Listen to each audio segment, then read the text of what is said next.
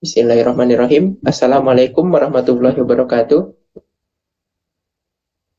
Pada kesempatan kali ini kami akan mempresentasikan tugas manajemen proyek IT tentang sistem inventaris barang pada toko grosir.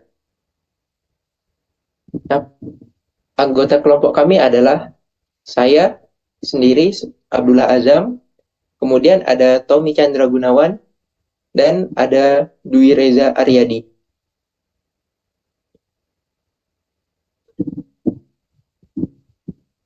Nah, di sini ada pendahuluan yang terdiri dari deskripsi, manfaat, struktur, dan tanggung jawab. Pertama-tama, di sini ada deskripsi atau penjelasan aplikasi. Aplikasi sistem inventaris barang pada toko grosir adalah pusat informasi stok barang untuk memberikan pengguna akses cepat dan mudah ke berbagai produk yang tersedia di toko. Aplikasi ini juga dapat diakses melalui multi-platform.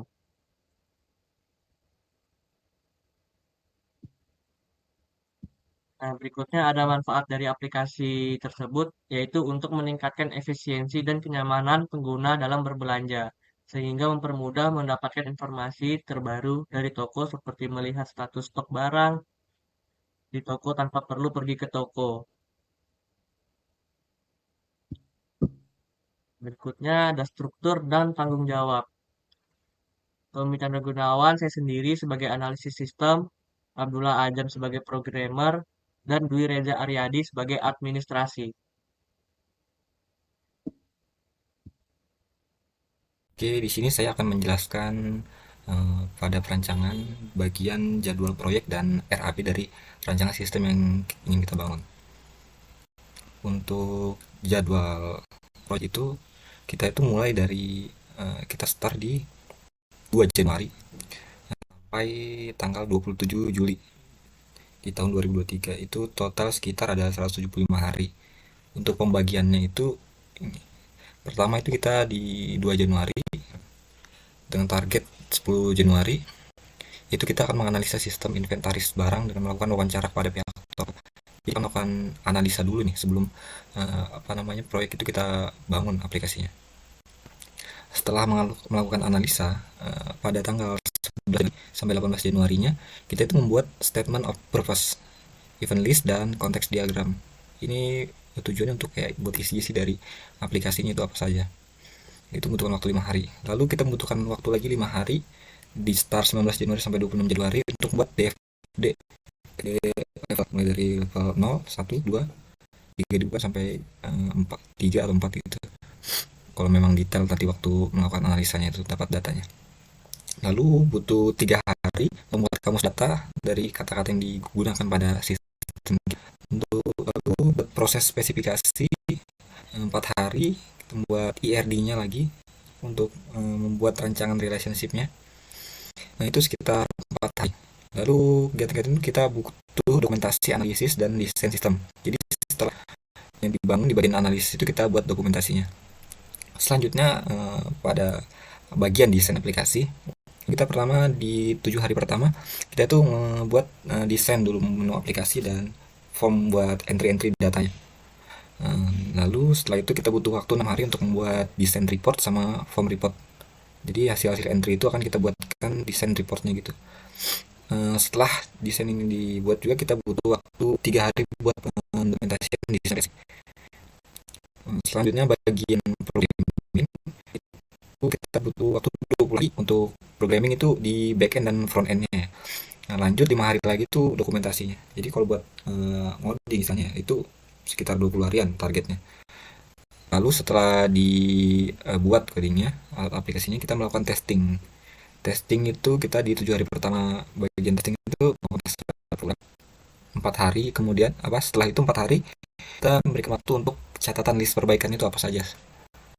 Lalu kita butuh waktu lagi 3 hari untuk dokumentasi testing. Untuk testing program ini mungkin misalnya list perbaikannya itu dikit mungkin bisa dipotong jadi 22 hari misalnya 2 hari. Jadi mungkin targetnya itu bisa lebih mundur lagi. Ini kita kasih spend aja. Lalu bagian instalasi program itu ada setting infrastruktur sama software sama instalasi ke komputer user. Setelah aplikasi itu tadi udah bagus, udah matang, kita melakukan user. Kita melakukan training user untuk SDM-nya. Jadi kita tuh buat melakukan training itu kita butuh waktu 4 hari untuk pelatihan kepada user. Lalu setelah itu kita ada dokumentasinya lagi. Dokumentasi ini udah mencakup semuanya nanti nih. Kayak spesifikasi sistem, baru SOP-nya dari aplikasi tersebut, baru dokumen administrasi proyeknya, user sama admin manual dokumentasi program. Lalu 2 hari dokumen manajemen project. Baru ada tambah 15 hari untuk pemeliharaan dan perbaikan sistem di sini ya, sama administrasi. Oke, selanjutnya. Nah, di sini ada RAB-nya ya. RAB-nya itu kita tuh punya estimasi total biaya itu sekitar 70 juta 400 ribu. Di sini ada region-regionnya ya. Ini terlalu banyak, mungkin saya ininya aja. Yang penting-penting saya jelaskan.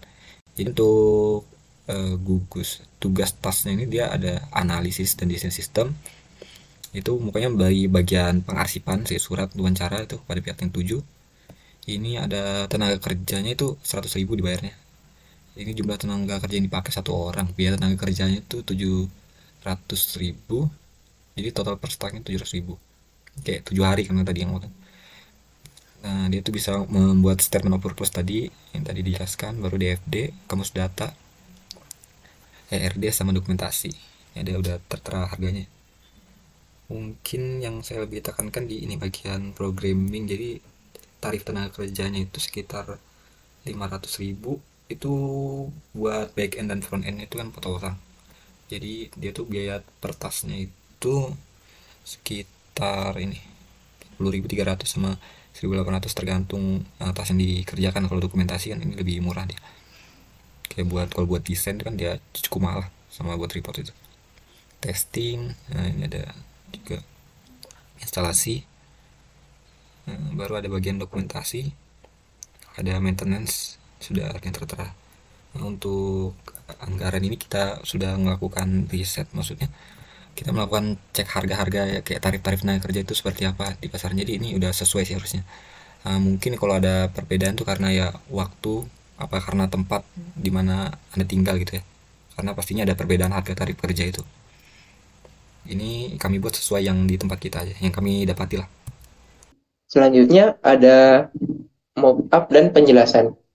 Pada bagian ini akan dijelaskan mengenai mockup, penjelasan aplikasi, fitur aplikasi, keuntungan, dan dampak positifnya. Pertama ada mockup aplikasi. Nah, pada gambar sebelah kiri itu terdapat tampilan awal untuk aplikasi ini. Pada tampilan ini akan ditampilkan berbagai produk yang tersedia di toko. Kemudian pada gambar kedua yaitu fitur like, yang mana pengguna dapat menandai suatu produk sehingga pengguna tersebut dapat melihatnya secara cepat. Selanjutnya ada bagian diskon, yaitu tempat barang atau produk apa saja yang sedang didiskon. Kemudian ada deskripsi produk. Pada halaman deskripsi produk ini akan menampilkan deskripsi mengenai produk tersebut. Kemudian terdapat komentar dari pengguna yang sudah menggunakan produk tersebut. Penjelasan aplikasi. Apa itu aplikasi sistem inventaris barang pada toko grosir? Aplikasi ini adalah solusi digital yang dapat memberikan akses cepat dan informatif terhadap stok barang di toko. Dengan deskripsi produk, pencarian produk, diskon, serta fitur interaksi sosial berupa komentar.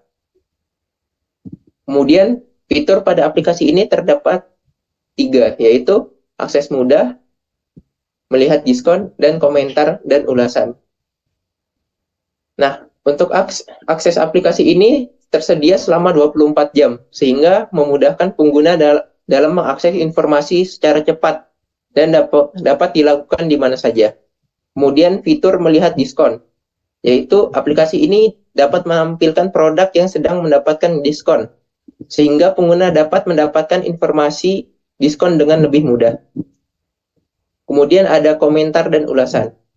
Pengguna juga dapat memberikan komentar dan ulasan pada suatu produk, sehingga dapat memberikan penilaian konsumen terhadap suatu produk dan memberikan pandangan konsumen terhadap sebuah produk.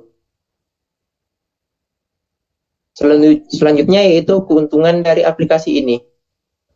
Keuntungannya adalah dapat memberikan akses yang mudah untuk mengetahui informasi seputar stok barang dan diskon yang tersedia, sehingga pengguna lebih mudah dalam mengakses informasi produk yang ingin dibeli.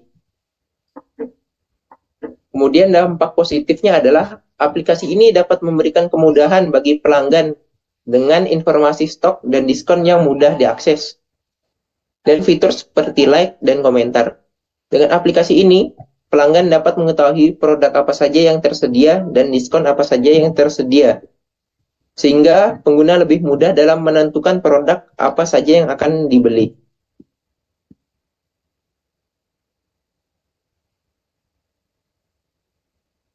Nah, berikutnya di sini ada kesimpulannya, yaitu aplikasi sistem inventaris barang pada toko grosir ini merupakan aplikasi yang efektif dan dapat memudahkan pengguna dalam mendapatkan informasi dengan berbagai fitur yang ditawarkan seperti kemudahan dalam mengaksesnya dan memberikan alternatif kepada pelanggan dalam mencari informasi produk yang akan dibelinya. Ya, sekian presentasi dari kelompok 11, kurang dan lebihnya mohon dimaafkan. Assalamualaikum warahmatullahi wabarakatuh.